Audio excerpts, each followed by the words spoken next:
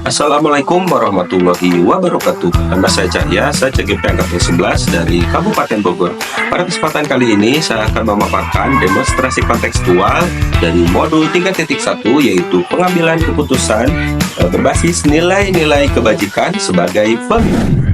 Pada modul 3.1 ini, yaitu pengambilan keputusan berbasis nilai-nilai kebajikan sebagai pemimpin, saya akan mewawancarai dua orang kepala sekolah. Yang pertama adalah kepala sekolah saya sendiri, yaitu Bapak Haji Maroye SPD. Dan yang kedua yang akan saya wawancari adalah kepala sekolah dari SMP Aroyan, yaitu Ibu Irma Al-Hikmah. Tujuan pembelajaran: CGP dapat melakukan suatu analisis atas penerapan proses pengambilan keputusan berdasarkan pengetahuan yang telah dipelajarinya tentang berbagai paradigma, prinsip, pengambilan, dan pengujian keputusan di sekolah asal masing-masing dan di sekolah atau lingkungan lain. Kegiatan.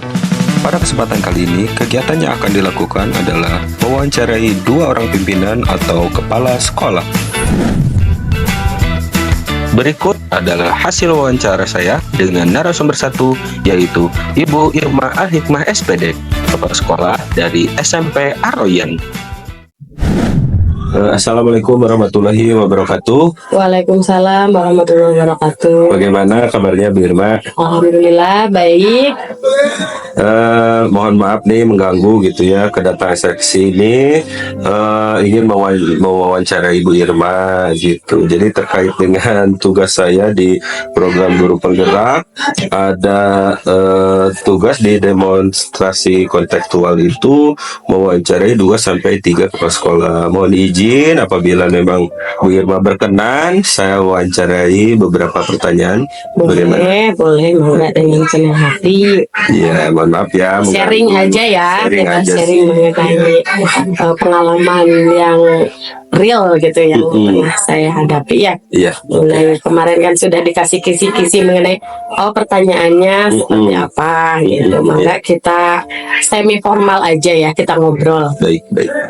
Terima kasih atas waktunya Bu Irma. Nah, di sini untuk pertanyaan pertama, jadi selama Bu Irma menjabat sebagai kepala sekolah di SMP Aroyan, gitu, bagaimana Bu Irma dapat mengidentifikasi kasus-kasus yang merupakan dilema etika atau bujukan moral? Bagaimana itu? Baik, jadi saya mendiagnosa bahwa kasus tersebut itu ini merupakan dilema etika atau bujukan moral gitu ya. Ya mungkin yang pertama itu mengidentifikasi dulu permasalahannya. Seperti apa sih? Ada nggak yang melanggar norma atau misalkan melanggar hukum? Nah kalau misalkan tidak ada, berarti ya saya masuk atau saya kategorikan itu merupakan dilema etika. Dan selama ini, alhamdulillah selama saya menjabat sebagai kepala sekolah, kasus-kasus yang dialami itu lebih banyak ke dilema etika karena memang tidak ada pelanggarannya, paling mengenai perasaan saja. Dan seperti kasusnya itu ya paling ya tidak ada yang melanggar gitu, melanggar aturan, masih bisa diselesaikan dengan keluarga juga ya gitu. Betul. Seperti itu. Oke. Kemudian selama ini bagaimana Bu Irma menjalankan pengambilan keputusan di sekolah, terutama untuk kasus-kasus yang mana ada dua kepentingan yang sama, ya kepentingannya sama benar gitu ya, atau sama-sama mengandung nilai kebajikan. Bagaimana dia menjalankan pengambilan? Betul. Jadi selama ini yang saya hadapi pasti mengenai dilema etika yang mana semuanya itu ya benar versus benar gitu ya. Jadi yang ini benar, tapi makanya dari itu saya harus lebih mengenali dan lebih keputusan yang saya ambil itu harus menjadi yang terbaik dari yang baik karena memang semuanya kan benar. Jadi kita harus lebih memilih mana yang lebih benar seperti itu. Jadi misalkan yang pertama memberikan atau membawa kebaikan untuk umum. Jadi kalaupun misalkan ada yang dirugikan, tapi kita lihat skala persentasenya itu keputusan saya mungkin bisa saja membuat satu pihak kurang baik kondisinya, tapi kurang diuntungkan gitu kurang ya. diuntungkan, tapi keuntungannya lebih banyak untuk beberapa pihak gitu. Oh, individu Tetap lawan kelompok. Oh. Nah, itu saya harus lebih memberikan kelompok. Makanya yang saya utamakan itu kepentingan umum. Oh, seperti itu. Baik. Kemudian selanjutnya nih, langkah-langkah atau prosedur seperti apa yang biasa Bu Irma lakukan selama ini? Langkah-langkahnya gitu untuk Yang pertama itu mengidentifikasi ya permasalahan yang dihadapi, kemudian mencari akar permasalahan. Ya mungkin bisa mencari informasi dari pihak-pihak terkait gitu. Kalau misalkan di sekolah ya mungkin bisa saya bertanya kepada guru, terus saya amati langsung benar apa tidak gitu. Nah dari itu baru kita ambil langkah keputusannya akan seperti apa. Jadi tidak ujuk-ujuk misalkan satu permasalahan diisukan begini, saya langsung tindak. Jadi saya pun harus secaranya benar-benar itu fakta yang memang terus untuk keputusannya pun ya diambil misalkan kalau memang tidak perlu ada tindakan apapun ya mungkin tidak. Jadi melihat urgensinya gitu, sejauh mana sih darurat apa enggak, ini apa-apa harus benar-benar diputuskan. Kalau misalkan saya ini membutuhkan waktu untuk mengidentifikasi semuanya ya mungkin semua berjalan, tapi tetap kita membutuhkan pihak-pihak lain untuk memvalidasi gitu. Baik. Kemudian hal-hal apa saja yang selama ini Bu Irma anggap efektif nih dalam pengambilan keputusan pada kasus-kasus dilema etika nih? Apa nih? Yang pertama pasti diskusi. Kita musyawarah Diskusi, selalu itu ya. efektif ya diskusi. Ya itu. Jadi tidak hanya perspektif kita aja atau pendapat kita juga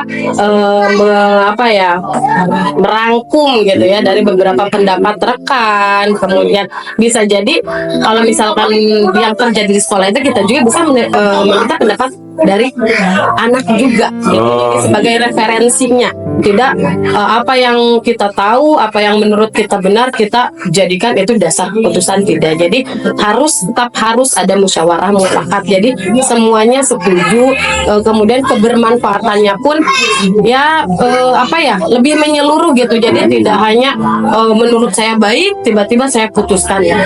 Harus baik menurut bersama gitu. Diskusi. Oke, yang berikutnya, apakah Bu Irma memiliki sebuah tata kala atau jadwal tertentu dalam sebuah penyelesaian kasus dilema etika? Apakah Bu Irma itu langsung menyelesaikan di tempat atau memiliki sebuah jadwal untuk menyelesaikannya? Bentuk atau prosedur seperti apa yang Bu Irma jalankan? Itu tergantung permasalahannya Pak. Kalau misalkan yang baru-baru ini saya hadapi nih mengenai anak gitu kan, ada beberapa pihak yang meminta saya mengeluarkan siswa karena karena satu hal ya. Kemudian saya merasa saya tidak perlu melakukan itu. Nah untuk permasalahan ini saya membutuhkan rentan waktu. Saya memiliki tahapan-tahapan. Yang pertama karena mungkin kasusnya di anak gitu ya, terus ada beberapa pihak yang udah keluarin aja karena memang berdampak. Tapi saya yakin dengan upaya saya sebelum, kalau memang tidak bisa upaya saya itu tidak efektif atau misalkan memang tidak membuahkan hasil, baru keputusan akhirnya dikeluarkan. Tapi untuk saat ini saya masih menjalankan satu prosedur yang menurut saya ya langkah-langkahnya itu dari mulai untuk anak tersebut ya, dari mulai kita melihat progres ya, kita terus membimbing dulu selama beberapa waktu ini, melihat progresnya anak tersebut ada perubahan apa tidak. Terus lagi kita cari akar permasalahan apa sih yang menyebabkan anak tersebut seperti itu. Jadi kita berupaya memahami perilaku anak tersebut ya dengan melihat latar belakang dan sebagainya. Nah baru tapi belum ada keputusan apapun, saya masih di tahap pemantauan. Ya melihat progres sejauh mana. Jadi belum ada yang tadinya ada pihak yang ingin dikeluarkan belum sampai ke titik itu. Jadi saya masih membutuhkan. Tapi kalau misalkan untuk permasalahan-permasalahan lain yang urgensinya harus segera diputuskan, ya saya putuskan juga secara cepat gitu. Jadi kalau ini kan ada yang membutuhkan waktu, ada yang tidak juga, tergantung masalah. Berarti tergantung urgensinya Ya. juga ya gitu. Kalau memang diharuskan untuk membuat satu keputusan di tempat karena memang urgen sekali, langsung diputuskan. Ya, Tetapi betul. kalau memang masih ada waktu untuk mencari lebih dalam lagi, menggali lebih dalam lagi tentang permasalahan tersebut, berarti Bu Irma melewati prosedur-prosedur. Ya itu untuk memutuskan sesuatu yang terbaik gitu. Jadi jangan sampai di akhir itu ya ada sesuatu yang disesali nanti. Iya. Gitu sih. Jadi kita juga lebih pede ya dalam mengambil keputusan gitu ya, tidak menyesal juga nanti. Ya. Baik, yang berikutnya, untuk ada tidak seseorang atau faktor-faktor apa nih yang selama ini mempermudah atau membantu Bu Irma dalam pengambilan keputusan dalam kasus-kasus dilema etika nih? Ya betul. Saya kalau misalkan sedang ada masalah pasti teringat seseorang itu. Pasti ada berarti ingin bercerita. Nah, sebelum saya mengambil dari setiap proses yang saya jalani, keputusan yang saya ambil harus berdasarkan, saya harus ngobrol dulu nih sama dia. Orang itu. Gitu. Jadi permasalahan apapun itu, mau permasalahan kehidupan atau di pendidikan terutama ya, itu selalu beliau itu sosok memang yang saya anggap setiap solusinya itu efektif.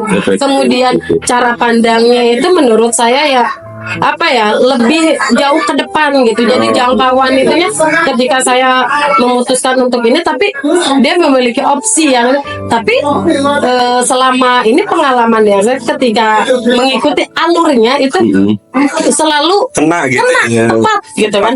Makanya saya selama ini kalau misalkan dibilang konsultan ya, kalau apa-apa saya selalu konsultasi. Makanya dan itu setiap keputusan itu ada sosok di belakang saya gitu yang mendasari kenapa sih saya seperti ini, selain dari upaya saya pribadi, kemudian dan juga selalu minta saran sosok tersebut gitu ya.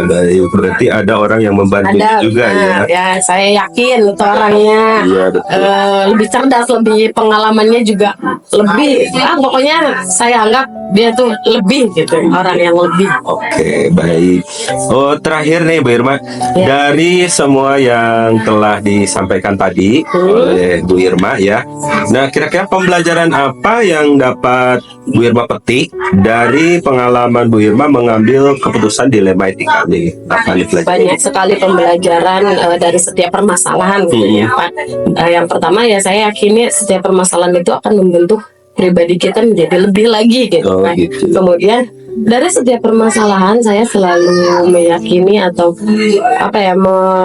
memberikan motivasi ke diri saya bahwa saya tidak boleh egois ya. Intinya dari setiap permasalahan itu kita jangan melihat dari sisi buruknya saja. Seperti anak yang sekarang masalah itu kita lihat juga sisi baiknya. Jadi harus ada beberapa pertimbangan kita kedepankan juga nurani kita. Selain kita juga dengan aturan gitu, dengan segala prosedur yang mungkin dianggap benar, tapi kita juga harus melihat sisi kemanusiaannya gitu ya. Gitu sih. Jadi selalulah libatkan hati. Baik, Bu Irma menginspirasi sekali. Bahkan mungkin suatu saat saya nanti jadi kepala sekolah akan lebih banyak berkonsultasi nih sama Bu Irma sepertinya. Karena Bu Irma itu udah memiliki sisi kemanusiaan yang lebih daripada kepala sekolah yang lain. Kata saya ya gitu. Oke Bu Irma, terima kasih banyak atas waktunya. Mohon maaf mengganggu. Lancar terus ya, lancar terus pendidikannya, mudah-mudahan selesai dengan hasil terbaik. Amin ya Allah ya Rabbal Alamin. Yang kedua adalah hasil wawancara saya dengan narasumber 2, yaitu Bapak Haji Madoye SPD, Kepala Sekolah dari SDN Ciberem.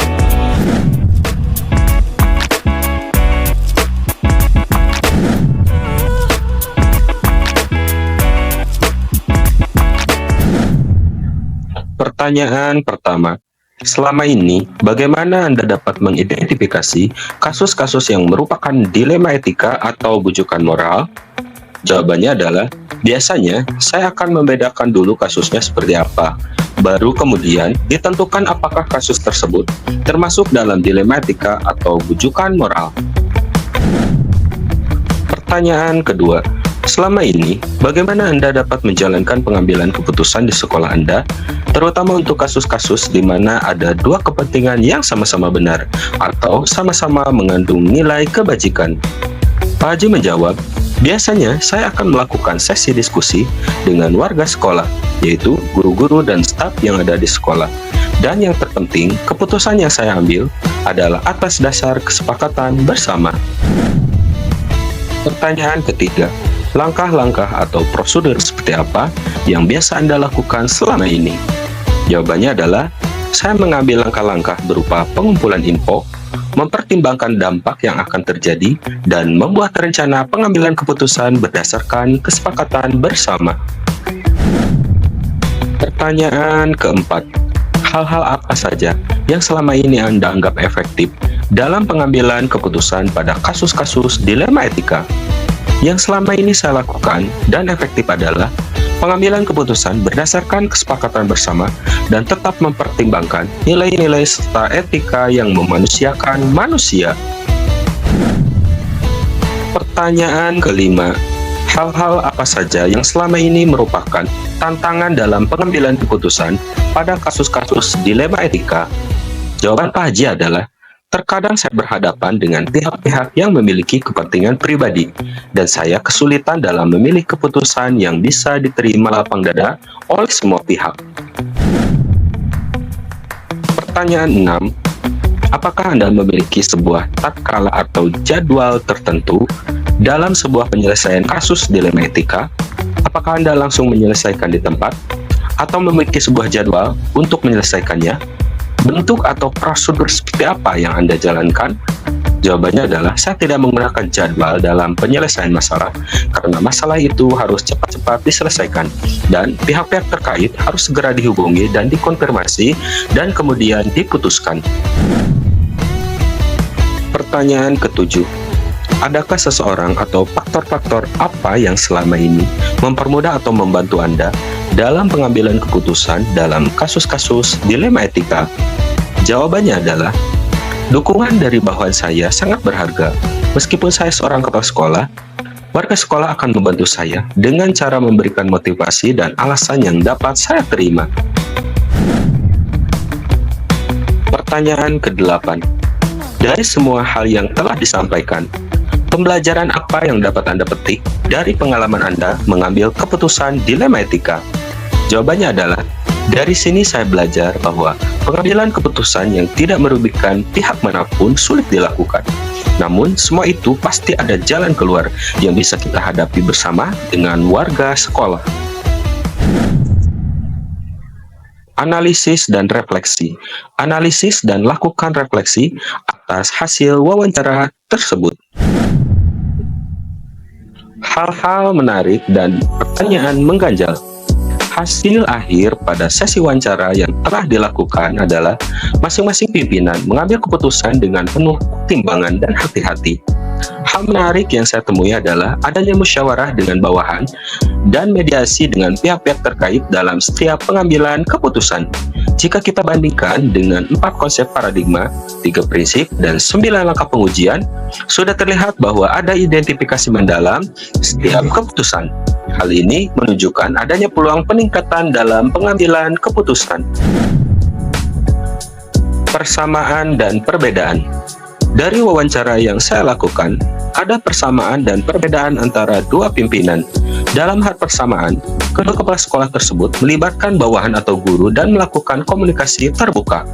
Namun, ada juga perbedaan yang ditemukan, seperti prosedur dan langkah-langkah penanganan masalah.